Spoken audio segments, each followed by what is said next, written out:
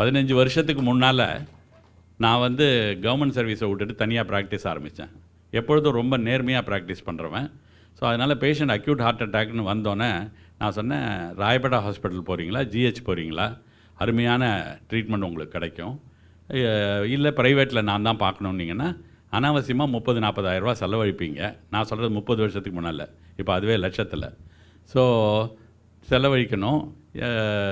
ஒரே ஒரு உண்மையை சொல்லிடுறேன் அப்படின்னு சொல்லுவேன். என்ன சார்மாங்க, 24 மணி நேரத்துக்கும் டியூட்டி டாக்டர் அங்கே எல்லாருமே கார்டியாலஜிஸ்ட். எவ்ரி 8 ஹவர்ஸ் நாங்கள் ஒரு கார்டியாலஜிஸ்ட் ஆன் டியூட்டி. இங்கே ஒரு கார்டியாலஜி ப்ரொஃபஸர் உட்காந்துருக்காங்க, அவங்களுக்கே தெரியும். ஆனால் என்னோடய ப்ரைவேட் ஹாஸ்பிட்டல் நீங்கள் எங்கே வந்தீங்கனாலும் ஒரு எம்பிபிஎஸ் தான் டியூட்டி டாக்டர். இவ்வளோத்தையும் கேட்டுட்டு அவங்க வெளியில் போயிட்டு உள்ளே வந்து சொல்லுவாங்க, சார் நாங்கள் ப்ரைவேட்டாகவே அட்மிட் ஆகிக்கிறேன். ஏன் அப்படின்னா, மக்களுக்கு நம்பிக்கையை நாம் ஏற்படுத்தவில்லை. நம்ம கொடுக்குற ட்ரீட்மெண்ட் அரசாங்கத்தில் அவ்வளோ அற்புதமாக ட்ரீட்மெண்ட் சொன்னால் நம்ப மாட்டீங்க. Every 8 hours only a cardiologist will take over and give instruction to the next cardiologist.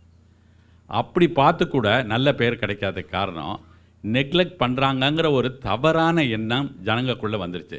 அதை மாற்றுறதுக்காக நான் வரல. சரி, நான் என்ன பண்ணேன், இந்த மாதிரி இருக்கிற சமூகத்தில் கொஞ்சம் கொஞ்சமாக ஏழை மக்களுக்கெல்லாம் வைத்தியம் கிடைக்காம போயிட்டு இருந்தது.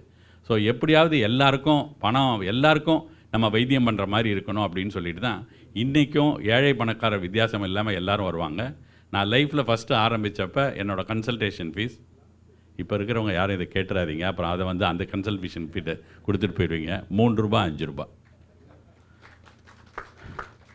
இன்றைக்கி நான் வேடிக்கையாக சொல்லுவேன், எல்டாம்ஸ் ரோடு ஏரியாவில் நான் எம்எல்ஏயாக நின்று இருந்தேன்னா நான் பர்சிஸ்டண்ட்டாக நான் ஒருத்தன் தான் எம்எல்ஏவாக இருந்திருப்பேன். ஏன்னா நைட்டு போயிட்டு வீட்டில் வந்து சாப்பிட்டுட்டு, பக்கத்துலேயே வீடு இருந்தது, வீட்டில் வந்து சாப்பிட்டுட்டு ஏழை ஜனங்கள் வீட்டுக்கெல்லாம் போய் ட்ரிப்பு ஸ்டார்ட் பண்ணிவிட்டு 12:30 மணிக்கு முடிஞ்சோன்னே அதை போய் நிறுத்திட்டு, even anti cancer drugs I use to give in huts. 4வது மாடி 3வது மாடியில் குடிசை வீட்டில் போய் நான் போட்டிருக்கேன். மாடியில் மேலே குடிசை, அங்கே போயெல்லாம் போட்டுட்டு திருப்பி 12:30 மணிக்கு ரிமூவ் பண்ணிவிட்டு வந்திருக்கேன்.